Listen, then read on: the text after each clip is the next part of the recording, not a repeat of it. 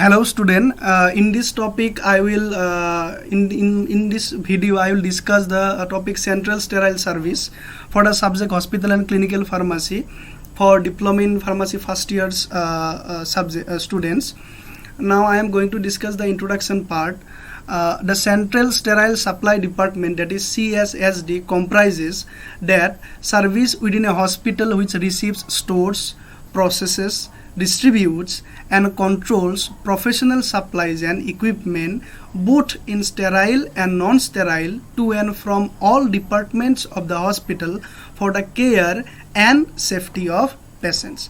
Now the objectives and functions of central sterile service system. Objectives are to provide sterilized material. Second one, contributing to a reduction in the incidence of hospital infection. Third one, to avoid duplication of costly equipment. Fourth one, to maintain record of effectiveness of cleaning, disinfection and sterilization process. Now coming to function of central sterile service system, first one is to monitor and enforce controls necessary to prevent cross infection. First one. Second one, to maintain an inventory of supplies and equipment.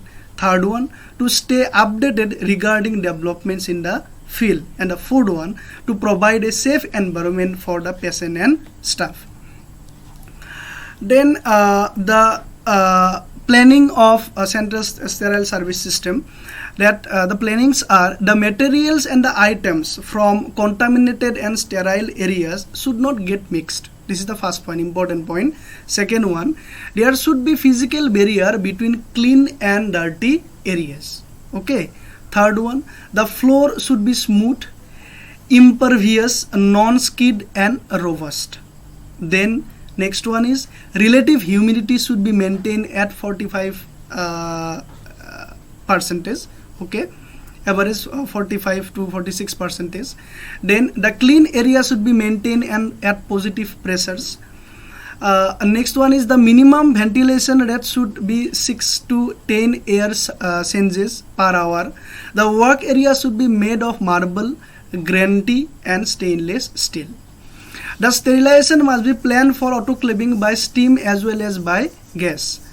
The location of this central sterile supply department, that is the CSSD, should be close to the casualty, operation theatre and ward, which are the largest consumer of the sterilized material. Very important point. Second one, in multi-stored buildings, CSSD may be planned in the lower floor right under the operation theatre, where particle movement will be quickest possible movement of the material. Okay.